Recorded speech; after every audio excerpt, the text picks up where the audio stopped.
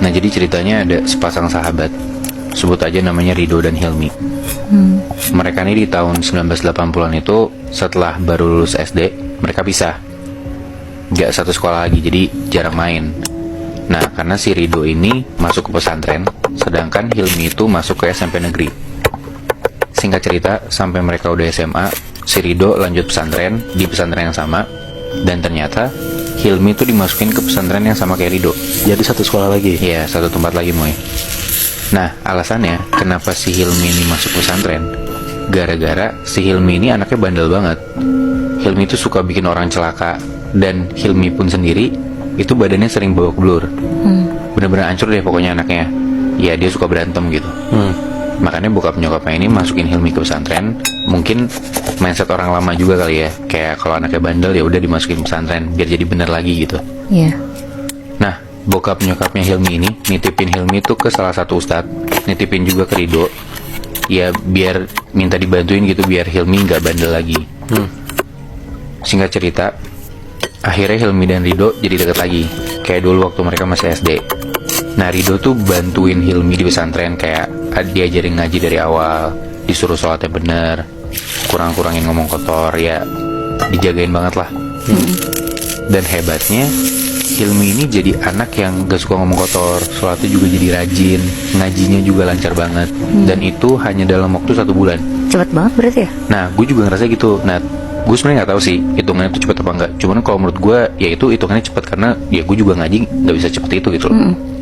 Nah Rido nggak ngerasa gimana-gimana dengan Hilmi yang bisa cepet belajar itu, karena ya Hilmi ngejalanin belajar di pesantren tuh kelihatannya serius-serius aja. Dan bisa dibilang Rido selalu ngabisin waktu sama Hilmi, kecuali di malam hari, karena hampir tiap malam si Hilmi itu pergi keluar pesantren karena dia ngikut satu perguruan silat. Nah jadi peraturan di pesantren ini tuh emang ada jam bebasnya gitu Muy. Nah mereka boleh keluar dari area pesantren setelah jam 9 malam, dan nanti harus balik lagi sebelum jam 1 pagi.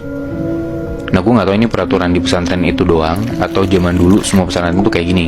Karena ya setahu kita kan kalau pesantren sekarang 24 jam mereka harus di dalam area itu kan. Iya benar. Ya.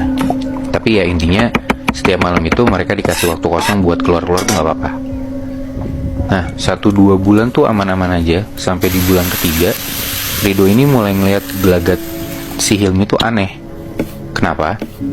Jadi kalau di pesantren ini tuh makannya kayak di satu piring gede berlima gitu, kebayang gak sih lo? Jadi kayak nasinya banyak, terus ada lauknya di tengah-tengahnya gitu. Nah pas makan bareng ini si Hilmi tuh cuma makan nasi putihnya doang. Kayak kalau misalnya ada lauk itu tuh nggak dimakan. Terus kalau nasi kena kuah dikit juga nggak dimakan sama dia. Jadi benar-benar pure nasi putih aja. Aneh banget kan? Nah pas ditanya sama Rido, kenapa kok nasinya doang yang dimakan? Hilmi alasannya nggak nafsu makan. Nah tapi kejadian untuk dia cuma makan nasi doang tuh nggak cuma sekali 2 kali Moy. Nah tiap hari pas makan bareng Hilmi ini cuma makan nasi putih doang. Dan hal ini tuh dilihat juga sama ustadznya, ustadz yang dititipin gitu loh sama orang tuanya tadi yang gue bilang. Nah karena Rido deket sama Hilmi, Rido dipanggil lah sama si ustadz ini. Sebutlah nama ustadznya Ustadz Dadang gitu ya. Sekalian semacam laporan perkembangan gitu, kayak si Hilmi ini gimana perkembangannya, ngajinya segala macam. Udah mereka ngobrol, dikasih tahu lah sama si Rido, emang gelagatnya si Hilmi ini emang rada-rada aneh, ya makan nasi putih doang itu. Nah terus si Rido juga bilang kalau Hilmi itu hampir tiap malam dia pergi ke satu perguruan silat. Nah si Rido itu bilang kalau Hilmi itu ikut perguruan silat di tempatnya Ki Januwiryo, sebut aja namanya gitu ya. Nah ngedengar kayak gitu sih Pak Ustadznya kaget. Pak Ustadznya bilang, wah dia itu terkenal silat yang pakai ilmu hitam, kata Ustadznya gitu. Rido kaget dong.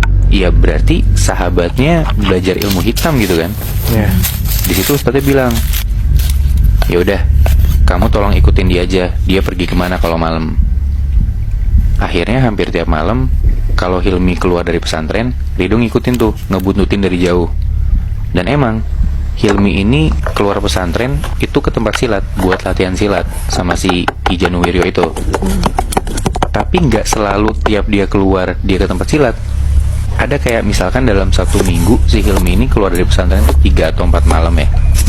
Nah di antara malam dia keluar itu ada 1 malam dia tuh malah pergi ke hutan yang ada di dekat pesantren mereka. Jadi di pesantren mereka belakangnya tuh kayak ada hutan gitu, Muy. Nah, Ke hutan itu sendiri juga. sendiri juga, Muy. Nah, pas si Hilmi ini diikutin sama Rido buat ke dalam hutan, si Rido ini ngeliat dari jauh Hilmi tuh masuk ke hutan. Terus dia kayak berhenti di satu spot, kayak ada pohon-pohon gitu. Terus Hilmi duduk sila. Habis itu Hilmi ngomong sendiri. Hah? Nah, besokannya hal ini dilaporin dong sama Rido ke Pak Ustadznya gitu kan. Setelah dengar kayak gitu, si Pak Ustadz ini kayak ngasih sebuah bacaan gitu ke Rido. Kayak, ini ada bacaan,